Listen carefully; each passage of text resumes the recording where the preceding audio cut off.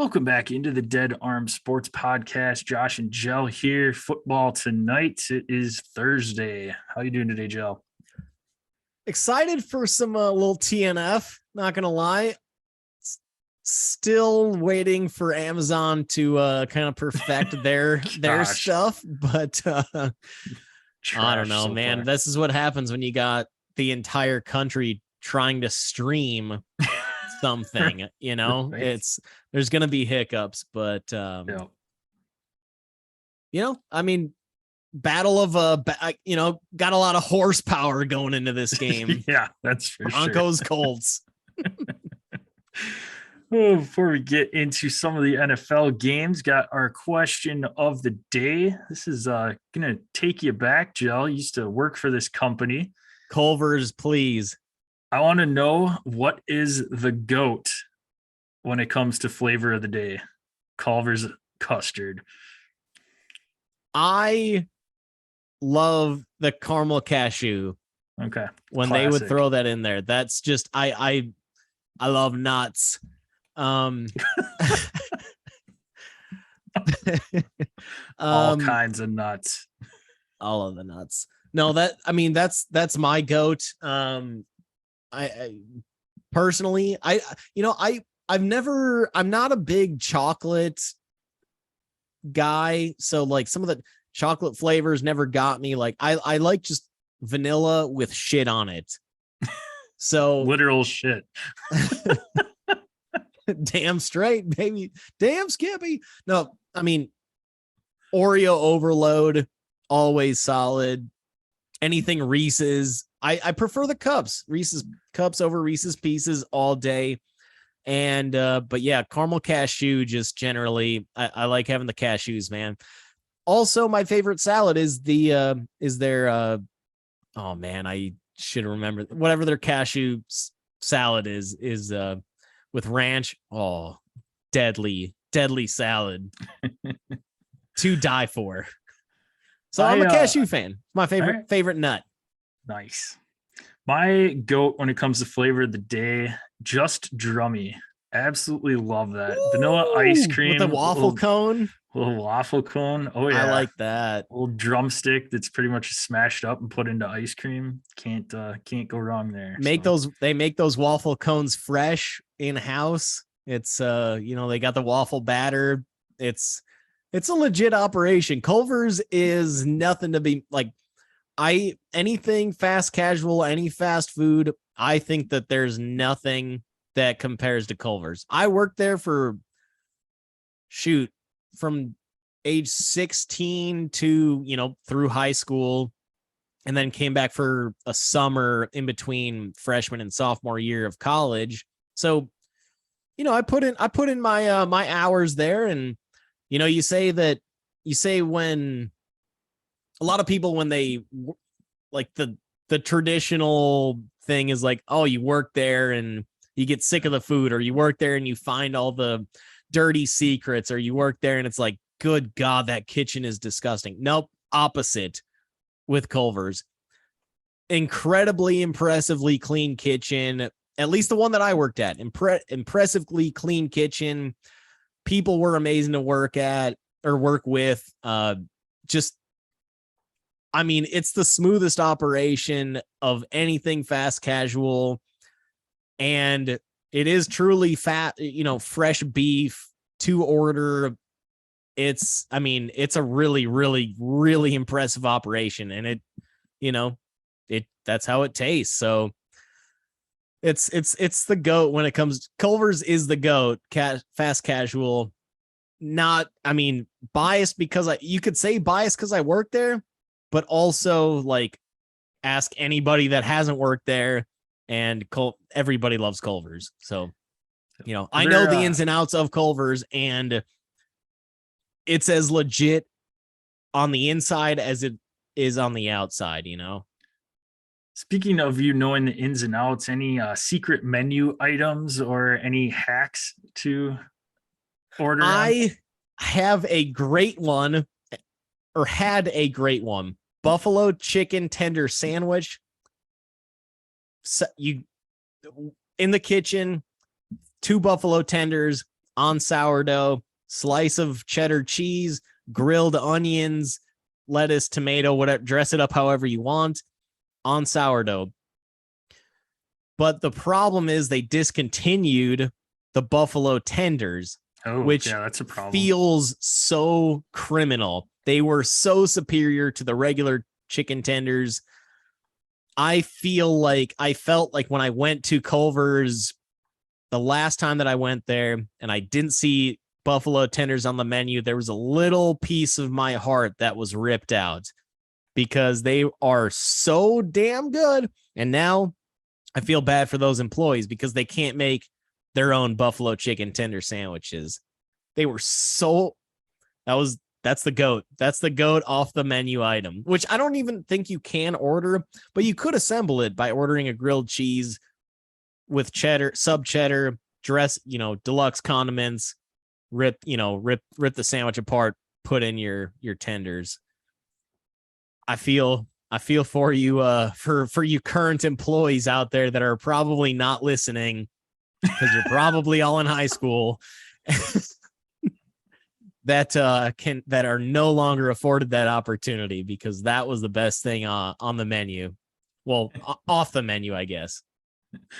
If you are listening, you can find us at Dead Arm Sports on all of our socials, Twitter, Instagram, Facebook, YouTube. Type in Dead Arm Sports. Be the first thing that pops up. Click that nice black and yellow logo. Subscribe. Click the bell. Got the chat monitors on Tuesday, so you can ask us any questions there.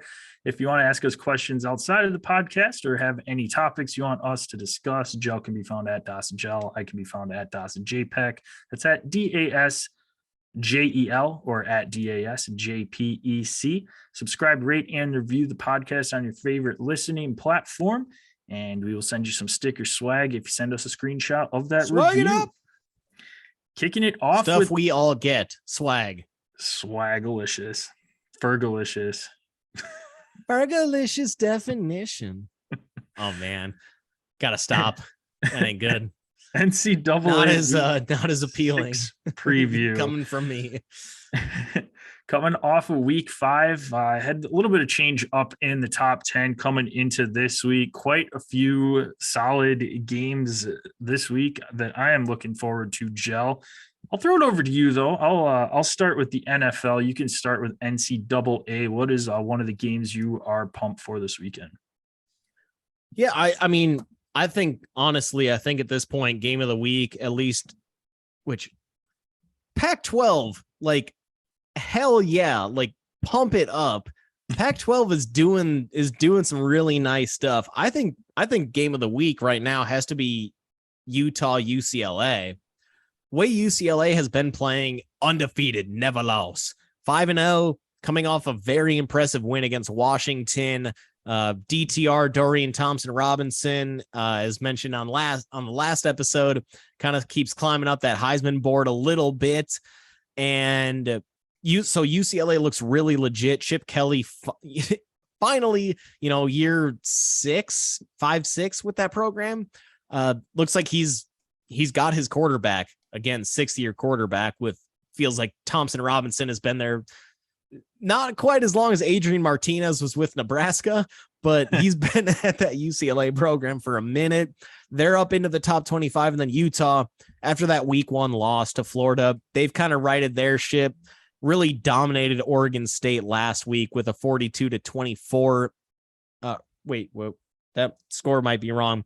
Either way, dominated Oregon State last week. And Oregon State really put up a fight, very, very legitimate fight the week previous to against USC. So Utah's looking really good the way that they're coming off that W against Oregon State. UCLA has done nothing but impress this season.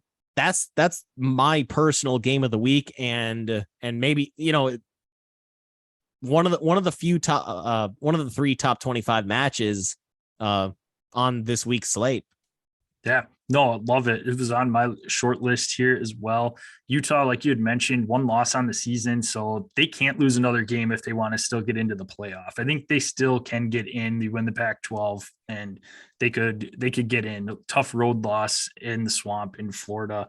And UCLA is coming out firing. You had mentioned DTR. He is DTR, down to rake, that has been phenomenal so far this season, leading them to that 5-0 start. And it's been one of the better quarterbacks and better surprises this season. And UCLA is right there in the mix in this Pac-12. So no, absolutely. Another fun Pac-12 matchup this week. I love these conferences. I mean, we've talked about the SEC, and it seems like SEC, Pac-12 are just two conferences. Every week there's been a game that we're pumped for because it's two quality teams that are matched up against each other, and absolutely love it. Do you think that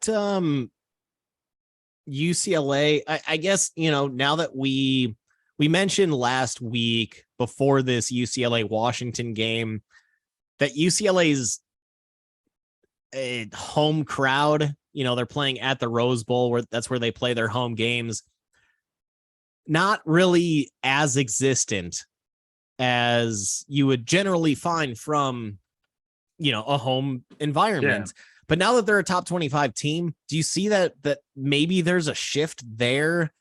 I question it still because it's LA, but now that they're a top 25 team, undefeated, never lost, and against in such a big game, do you see, these UCLA fans coming out, showing out for what on the West Coast will be a 12:30 game? Yeah, I think so. Just with it being a big game, and UCLA, let's be honest, they haven't had a really good program in quite some time now. And it's a historic program. You got a good fan base there, and USC, you've got a good fan base there. So LA can finally get excited about some college football. You've got two teams that are at the top of the conference right now, and two teams that are also going to be moving over to the Big Ten here in a couple seasons. But no, I think it'll, by the way, both squads, USC and UCLA, putting on a nice little display. Nice display saying, hey, Big Ten, when we're coming, we're coming. Yep. But no, I expect that crowd to be rocking now that they are ranked and have a nice matchup with Utah this weekend. I'm going to take it over to Baton Rouge and Tennessee at LSU.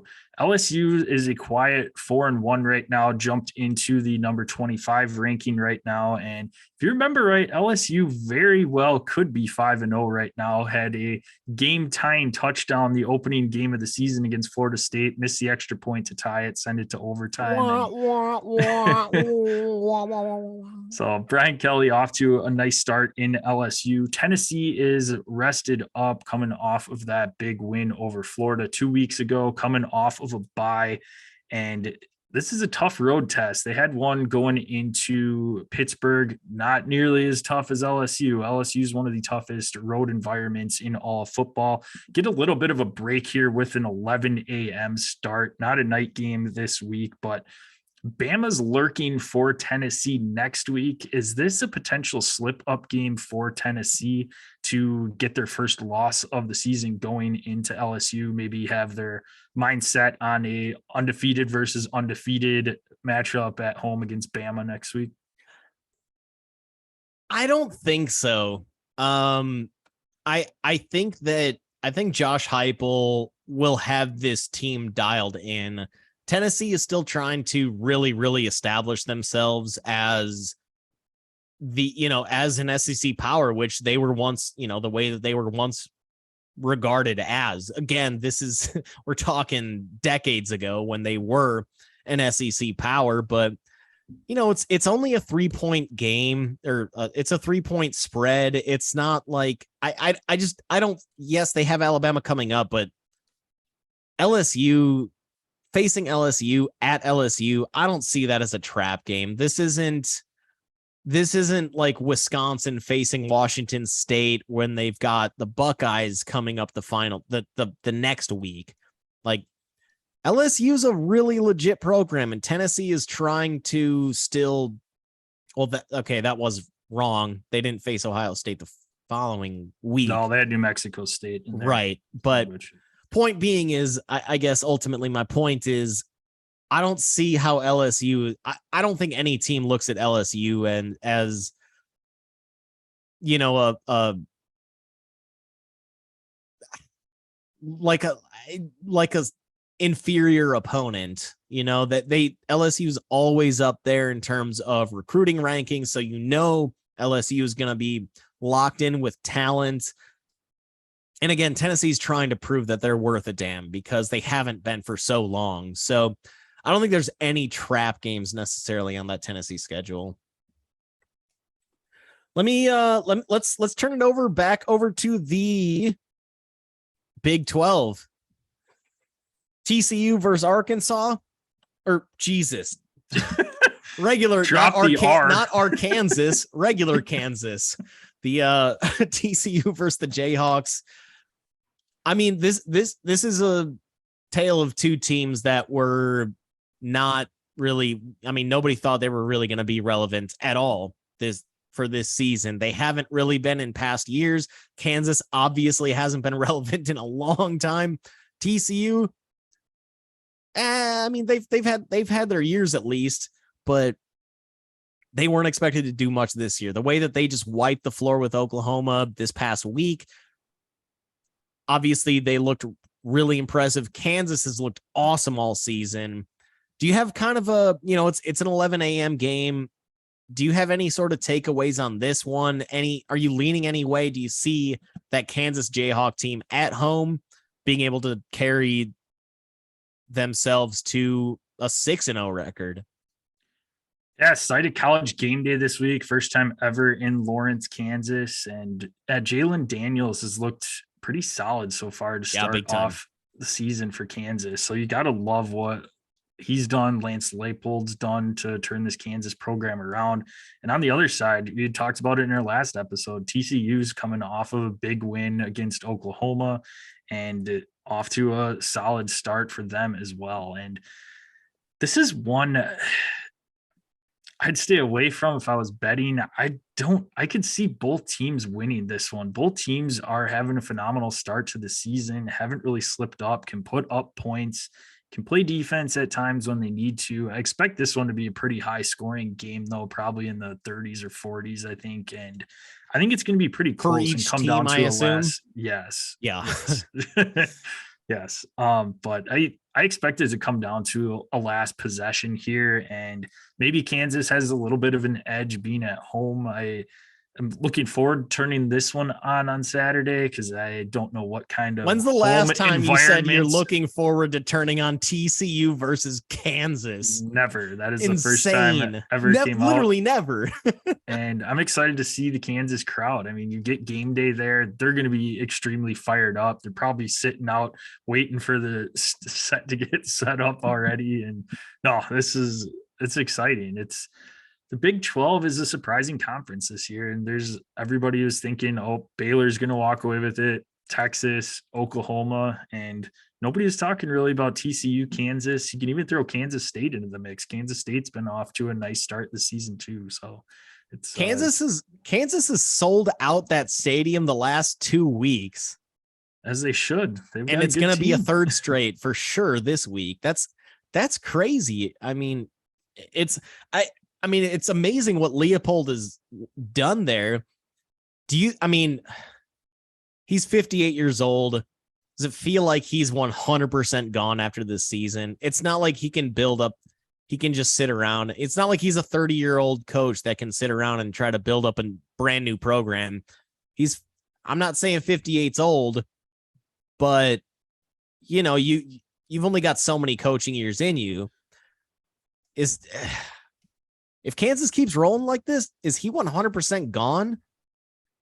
Yeah, I think right now, even if he doesn't, he's 100% gone. I think somebody's going to swoop in, give him some big money. It'll be probably his final coaching job. I mean, being at 58, you can't imagine he's going to be coaching until he's Saban and coaching well into his 70s. Get set up with a nice big contract to end, whether that's at Wisconsin, Nebraska. I mean, those are the two front runners I would have to think for. They're the only only possibility, the only current openings right now. So yep.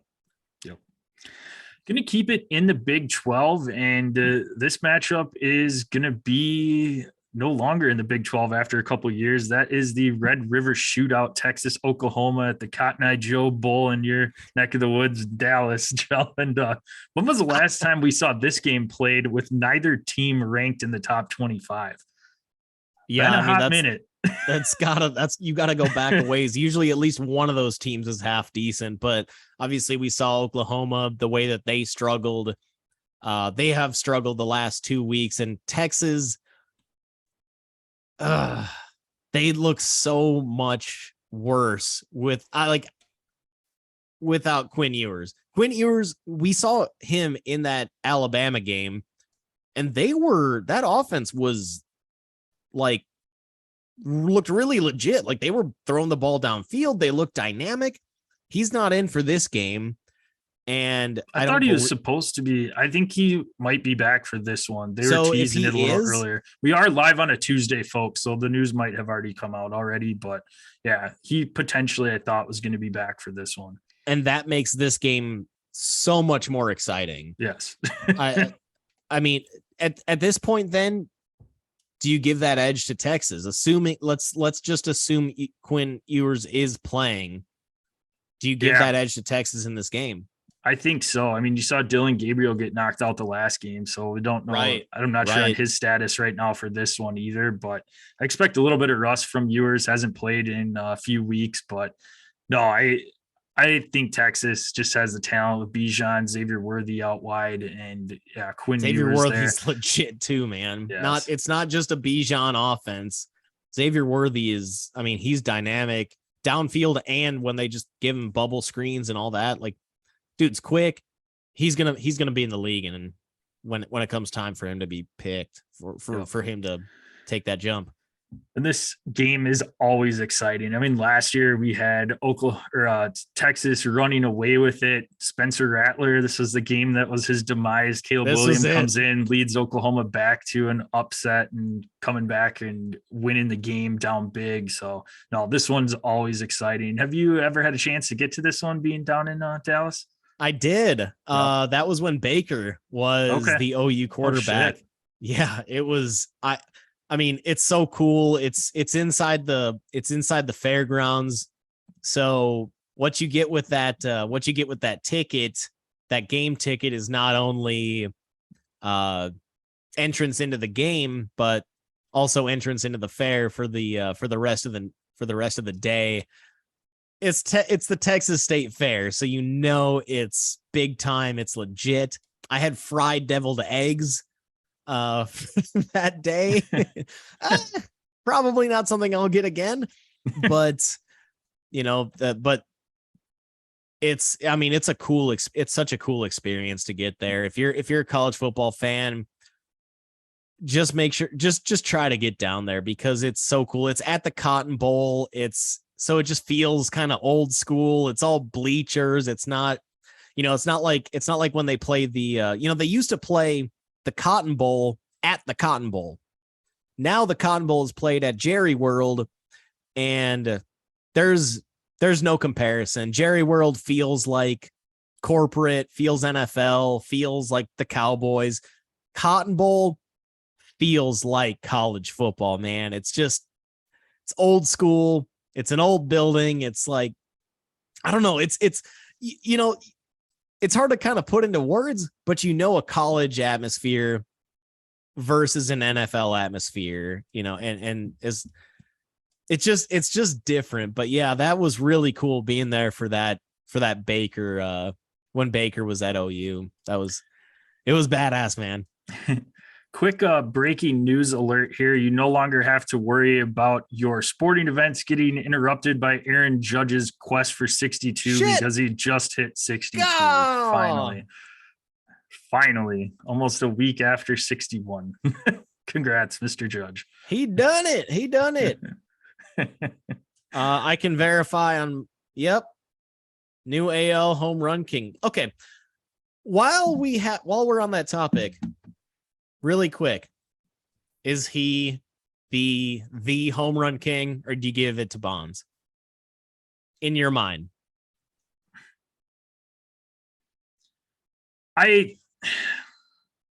I think I have to still give it to Bonds because there's so many other players in his era that were also doing it at that point in time. I mean, you could make a case for either of them, but I don't know. It's Barry Bonds. I think it's It's Bonds Bonds. on my side too. He's I mean, yes, obviously the juicing and everything. That's obvious, but he's still the most dominant player I've ever seen, Yeah. juicing or not, and the most feared baseball player ever. If you, the amount of intentional walks that he got during that season as well. I mean, if you imagine if you eliminate those 100 and I think it was like 112 intentional walks that season that he hit 72, eliminate those, how many more home runs would he have hit then too? I saw Barry Bonds get intentionally walked with the bases loaded. They intentionally walked in one run rather than facing Barry Bonds. So I give it to Bonds just as the most dominant player I've ever seen.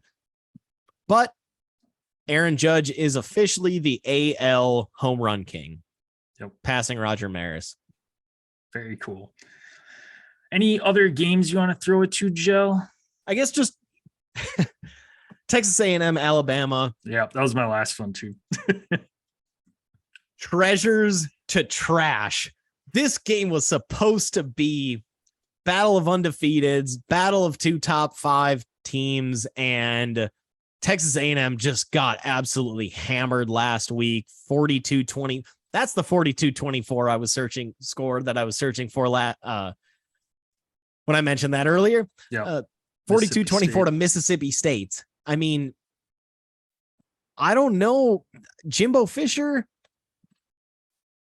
he's not going anywhere, but good golly, Miss Molly. He's A&M has just done nothing with the talent that they have. Again, we both thought it was extremely inflated when they were ranked at the preseason number 6 by the AP, those fools. But God, I thought they'd be better than this. I mean, they got mollywopped by Mississippi State. That can't happen. So, yeah, I mean, this was supposed to be a game that we thought 2 top 5 teams at the very least, and thought 2 undefeated teams never lost. And is there even any appeal to this game? It is the SEC. One of the SEC or CBS is having a doubleheader. I believe this is the night game on CBS. Yeah. Shit, what Saturday night? How much do I need to even tune into this? Yeah, I mean, going into it, like you said, I got Aggie friends, so I probably will just be watching with them. But like, I don't even give a shit about the game. This is it's gonna be a just demolition derby by Alabama. Yeah, and this was going into the season one of the games that we were super pumped for. I mean, Alabama losing at Texas A&M last year at Kyle Field, and a huge upset win there, and they were looking for revenge this year.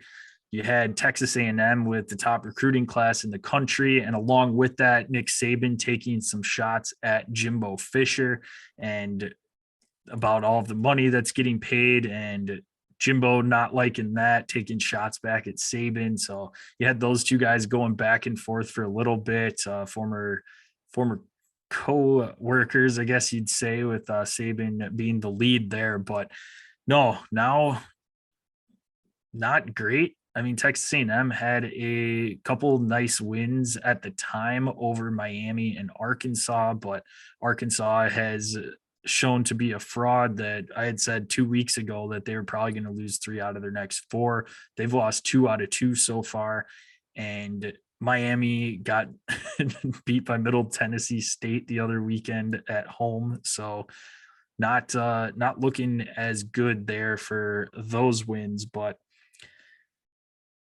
I don't know. I'll still probably be tuned into it. Texas A&M does have the pieces to pull off an upset. I don't know if it's going to be on the road in Tuscaloosa, but I think I'm more so the only thing I'm looking forward to in this one is seeing if Jimbo goes and shakes Saban's hand after the lead up to this game from the off season and preseason. They kind of like tried to make amends. Yeah. But how sincere Right. is it, you know?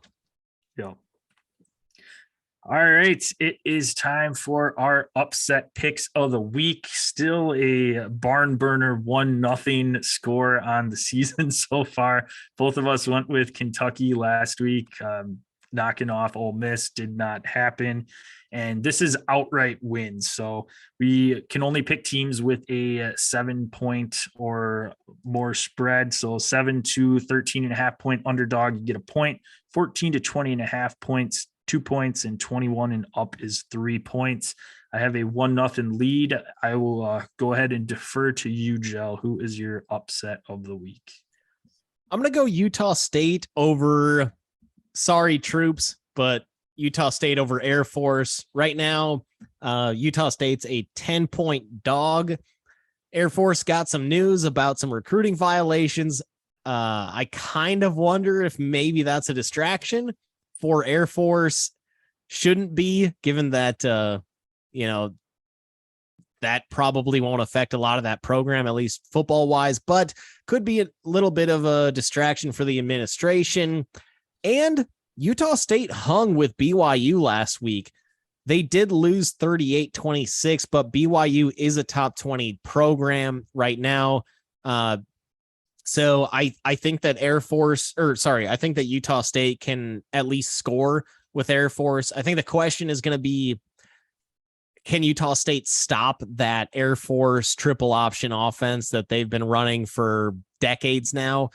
But if they can, I think that Utah State has the offense to at least hang with Air Force and potentially get that upset. But gotta be, I'm just, most of this is because I'm impressed with how they kind of hung around with BYU. 12-point loss to a program that, that is highly regarded right now. Again, top 20 program. I'm going Utah State over Air Force. I like it. I am going out to the Pac-12 for my next matchup, down to Los Angeles and taking Washington State over USC and giving Lincoln Riley his first loss on the season. Washington State's got an offense that can keep up with USC's. They had a nice bounce back win against Cal 28-9 last week.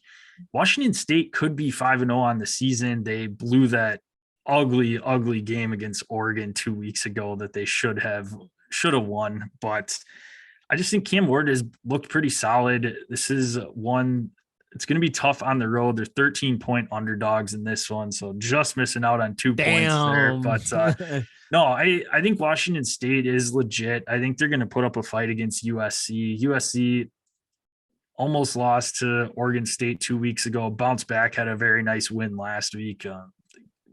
Can't remember who they played last week, but had a nice Arizona State win last week, Arizona State. So, but yeah, so I'm gonna go Washington State with mine. Other thing to note that works in your favor: USC plays at Utah next week. Mm-hmm. So they may be looking. This could be one of those like look ahead, kind of. Not so fast, my friend.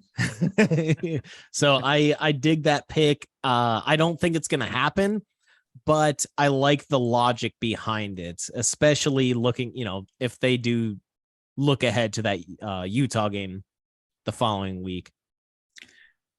Moving into NFL week 5 preview. Hard to believe we are going to be 5 weeks into the NFL season already, and the NFL wants you to forget about football because the slate of games this week is awful. It is awful. Brutal. So what out of this trash, what gems have you picked out for us this week, Joe? Well, I want to start with this Falcons Bucks game. Falcons, just for any, betting nugget, Falcons are 4-0 against the spread. Don't count on that happening. They're obviously not going to go 16 or 17-0 against the spread. But they are 8.5 point dogs right now. It's such a weird number that you may be able to find a little bit of value in the Falcons if you take that right now. 6.5, 7.5, 8. Those used to be, or those are still, some of the big kind of triggers for lines. But now with the 2-point conversion, as common as it is, and missed extra point as common as those now have become, 8.5 can almost be a little bit of a trigger to pick. If you're at plus 8.5, which the Falcons are right now, that may be working in your advantage. So take a quick peek if you're a better on that. No, I guess, there was some Brady news that came out that came out earlier today. Again, we're recording on a Tuesday, that Brady and Gisele have both hired divorce lawyers. And, we'd heard over the past, kind of once Brady decided to unretire and came back to Tampa. And then the entire offseason, some training camp stuff was weird, where he took 11 straight days off during the preseason to, we assumed, kind of try to work things out with Gisele, with his family. And then there had been reports more recently that Gisele and Tom are living apart. So now this report comes out that they both hired divorce lawyers. I wonder if, I'm sitting here and I wonder, okay, two things. Will Tom be distracted for this game in the short term, just for this game? Because that there's probably going to be questions about that. He now knows that that's public and he's going to hear all that noise. But also I sit here and I wonder, okay, he chose football.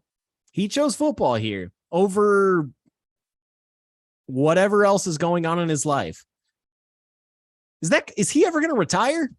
I mean, I watched him last week against the Chiefs, and we all saw it. He's still got mad zip on his ball. He can still dissect a defense like anybody. Better than anybody in the game. I think, at this point, he's 45 or 44. He said he wanted to play till he's 45. Well, now he chose football over other stuff in his life. There's already been rumors about him going to the Dolphins, rumors about him going to the Niners. How long is he going to, I feel like it's pretty clear, right? That, in my mind, at least, that he's not retiring at the end of this season. And that he's going to move. He's going to go either stay in Tampa or keep playing somewhere else. That's where I sit on this. Do you, let me try to frame this question right. Like, do you, I guess, do you see him just sticking around playing? Cause his performance on the field is not suffering, and he chose football in this decision. So how long do you think this guy can play? Are we talking another 3+ years? I think at this point, he's going to try and take a snap for every organization. So I think it's got another He's only been on years. 2, man. He's not Fitzpatrick.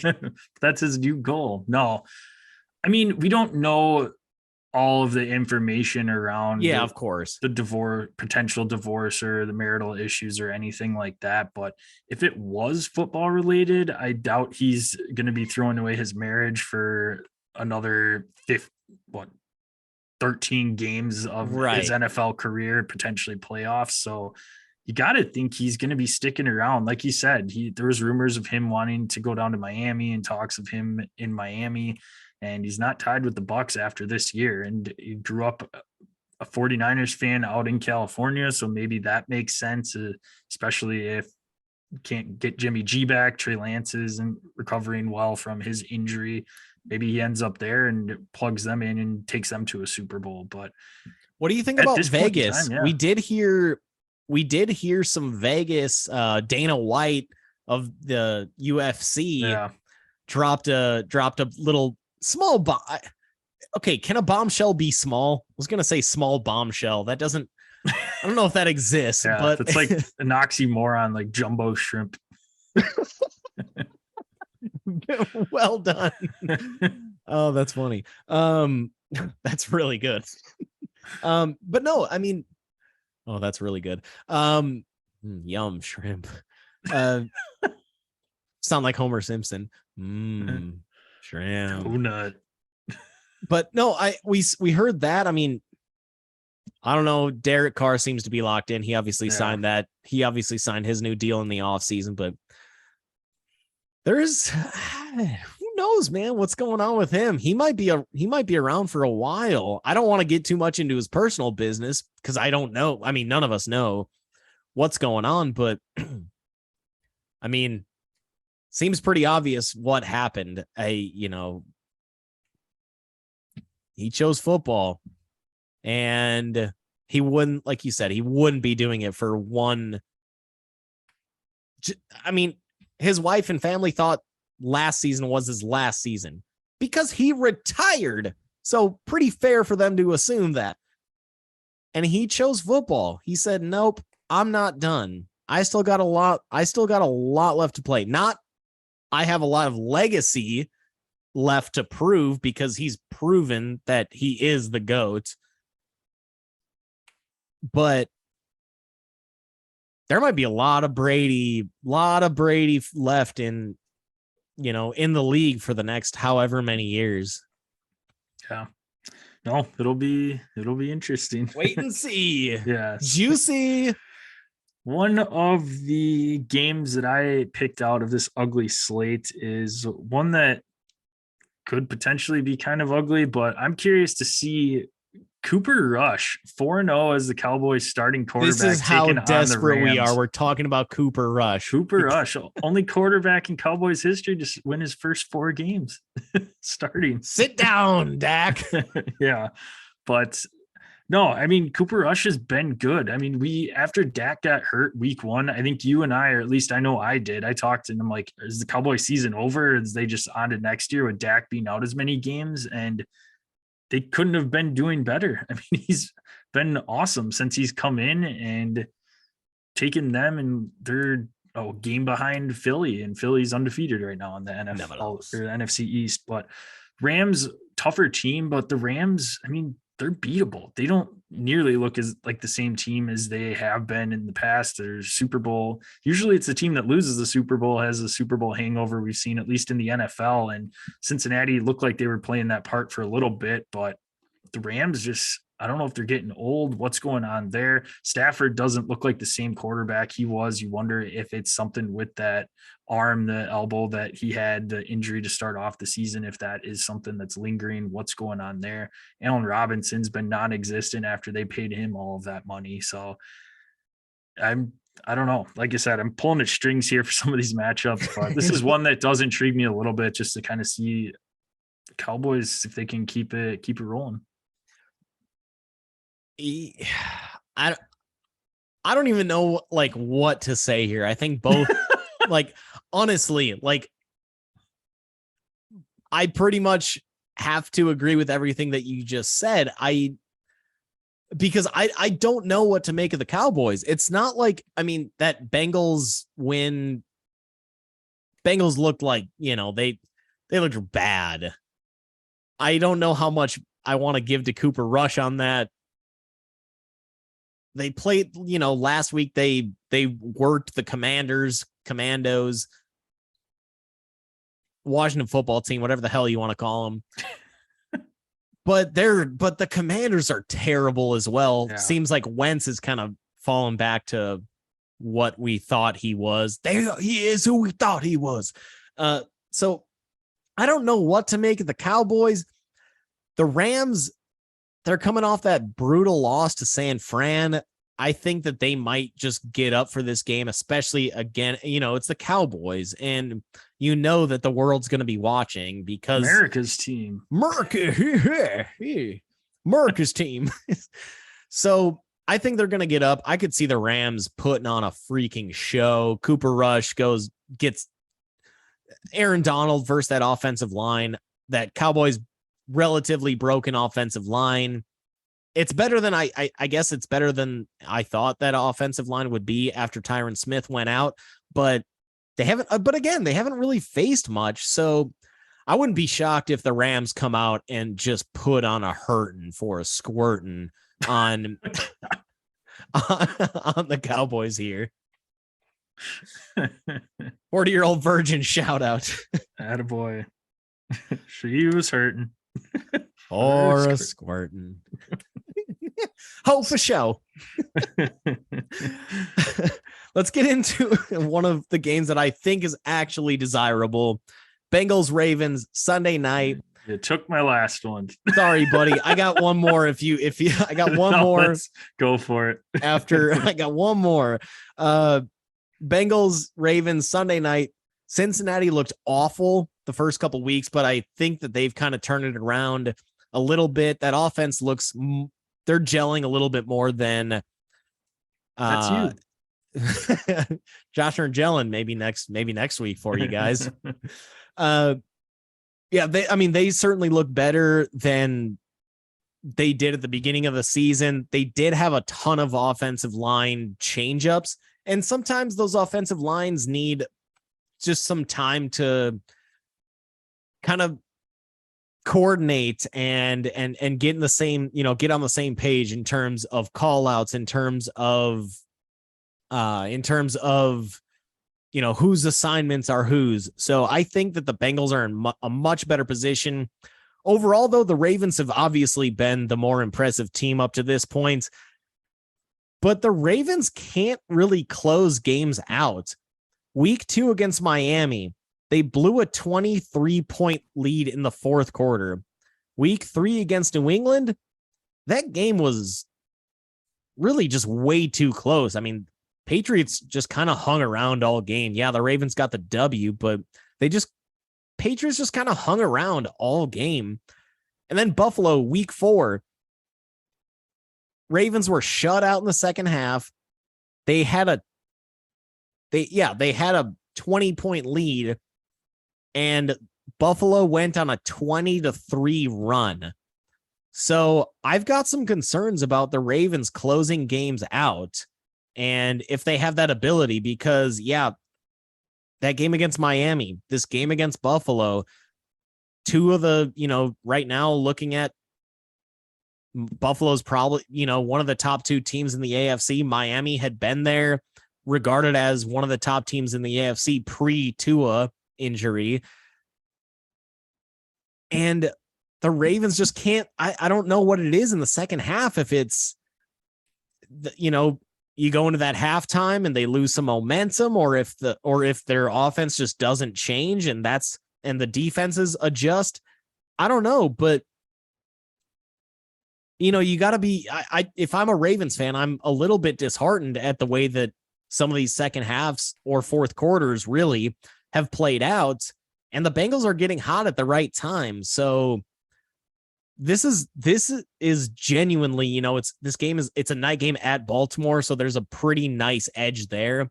But if I'm a Baltimore fan, I wouldn't necessarily be confident in thinking I'm going to get a W here. No, not at all. Cincinnati's turned it on, like you had mentioned.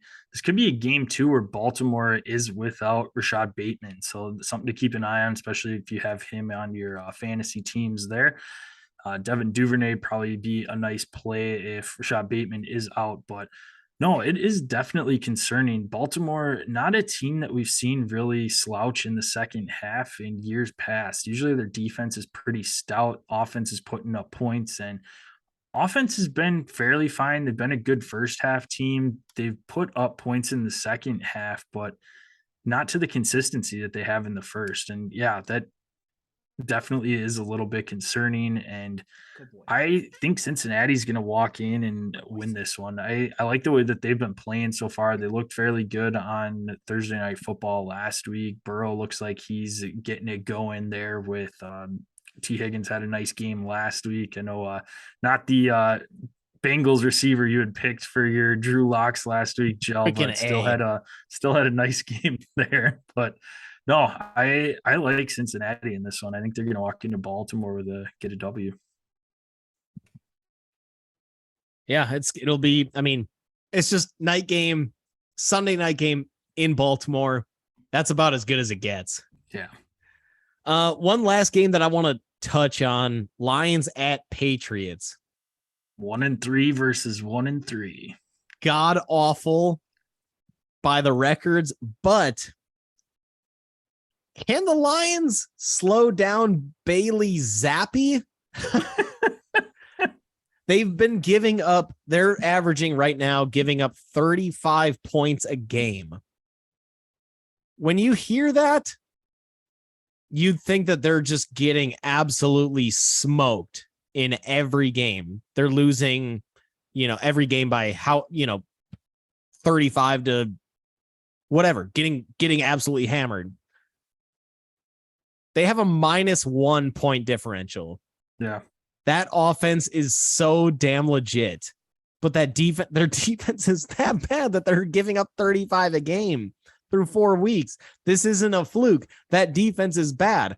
Can they slow down Bailey Zappi here?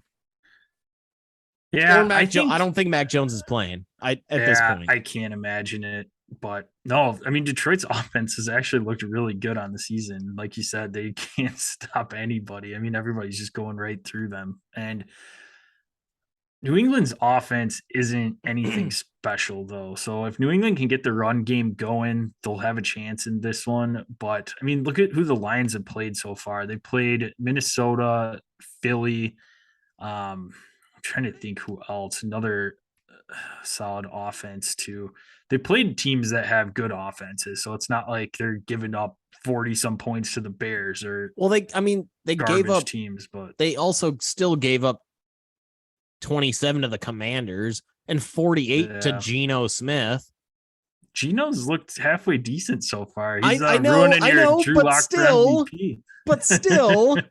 Yeah, that ain't looking good. No, not at all. But no, I don't know. It's going to be tough for Detroit to go on the road in New England and beat them, but I don't know. Their offense is legit. I mean, they put up 40 some points last week without Amon-Ra St. Brown, their top overall receiver. I mean, we'll get into I'll toot my horn here in a little bit about who did go off in that game, but even almost so, I took mean, him too. Amon-Ra, that's we'll see. We'll see. We will see.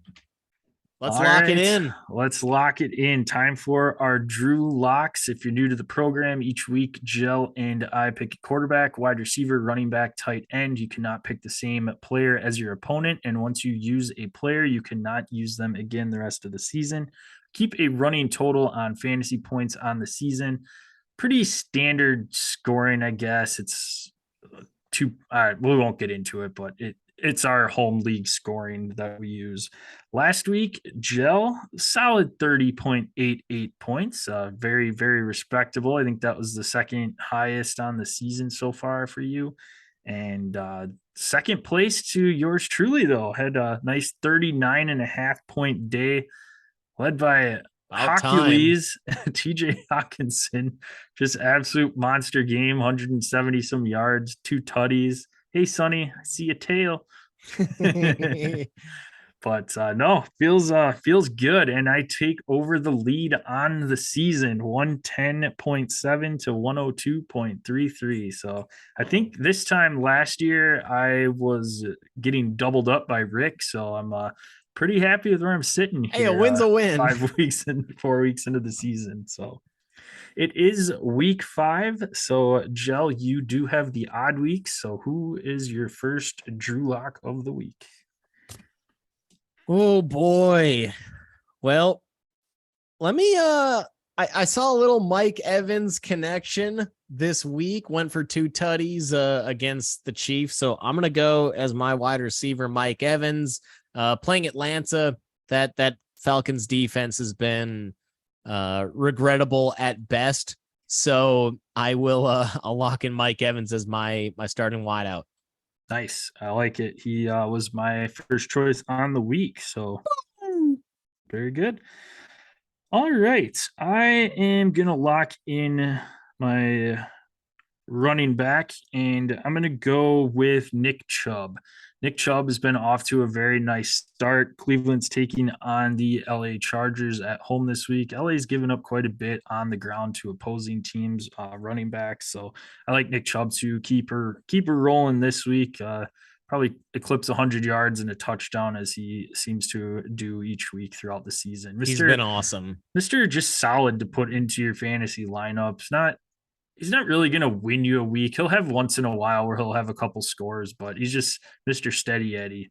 Steady Eddie doesn't do a lot in the receiving game. No, so that's where he doesn't have the breakout, necessarily the breakout potential, but he's, like you said, steady, automatic, ton of points. And he was one of my backs that I had written down. So good Sweet. Call. You know how I like to stack my guys. So I'm going to throw in big time Timmy Tom Brady as my quarterback. Really liked how he finally had a really good week against the Chiefs. And I think that he's going to ride that momentum. So big time Timmy Tom. I'm going to lock in. I don't even really have to play strategy here because I have stars next to the rest of the guys, which means you have already used them. So I am going to lock in Patrick Mahomes as my quarterback going up against Las Vegas this week. Patty Mahomes has looked awesome so far. We mentioned last episode, 11-2 touchdown interception ratio. Don't see that changing against the Raiders defense at all. And Patrick Mahomes should have a fine night. Yep. Wish I would have gone to a different stack if I hadn't already used Mahomes, but that stack would have been Mahomes and Kelsey. So I'm still going to lock in Travis Kelsey. I'm still going to lock in Travis Kelsey as my tight end here again versus Vegas. Vegas has given up a ton of points. That defense seems to be a mess. And, just the way that Mahomes and Travis Kelsey looked last week, it's very, very obvious that Kelsey's that number one target for PM. I like it. I'm going to go and lock in my wide receiver here, and I'm going to go with who you picked last week. I think Ja'Marr Chase is going to have a nice bounce back game against Baltimore this week. I think it's going to be a pretty high scoring bounce back game. Ja'Marr Chase still had a really nice week. Pretty nice week. Didn't find the end zone, though. He's bouncing back and scoring me a touchdown this week. How about that? Tutties, bro. Tutties for days. But no, I like the matchup against Baltimore. Baltimore's secondary has given up some big plays so far this year and given up quite a bit of points to the fantasy wide receivers. So I like Chase. And I am, for my final position, my running back, I'm going to lock up Nick Chubb's opponent. That's who I had written down second. If you took Chubb. Those were my two guys, Eckler and Chubb. So nice. Gonna lock in Austin Eckler versus the Brownies. I like it. Eckler had a nice game last week. Couple finally been waiting on him. Yep. I'm gonna go with the tight end position and lock in the Walrus. Darren Waller got a nice matchup against Kansas City's defense there. I think he's going to have a pretty big game and going to be a lot of points in this one. At least I'm hoping. I think so. So I'm going to lock in a tight end that's got a chance to get some nice catches, yards, and maybe even find the end zone. I'm into it. Waller hardly know her. All right, so we'll see if I can stay atop the standings next Thursday when we recap our Drew locks. We'll see. Got a 8.5 point lead, so hopefully I can keep that rolling. We can be found at Dead Arm Sports, Twitter, Instagram. Check us out on Facebook at Dead Arm Sports. Same thing for YouTube, Dead Arm Sports into that search bar. Click the black and yellow logo, subscribe, click the bell. That way you know when our live episodes drop, typically on Tuesdays. But if not, you'll be alerted. That way you can ask us any questions in the chat. If you want to ask us questions when we're not recording, you can find Gel at Dawson Gel. I can be found at Dawson JPEG. Subscribe, rate, and review the podcast on your favorite listening platform. Get you some sticker swag sent out with a screenshot of your review. What are some of those listening platforms, Gel? Find us on Apple Podcasts, Spotify, iHeartRadio, and Google Podcast. Again, subscribe, rate, and review there. Find us on YouTube. Just search Dead Arm Sports. Hit that subscribe bell. Love it. All right, that'll wrap it up. Hopefully, your fantasy teams are doing better than mine. Need a couple of wins this weekend, and yeah, let's see what happens there. Hopefully, our upsets hit this week as well, and we will be back next week to recap all of the football action from the Das weekend. Food. Jill, close her out. Geno seems to rock. Adios, Drew Lock. Maybe Pete was right. And Russell sucks. Bakak!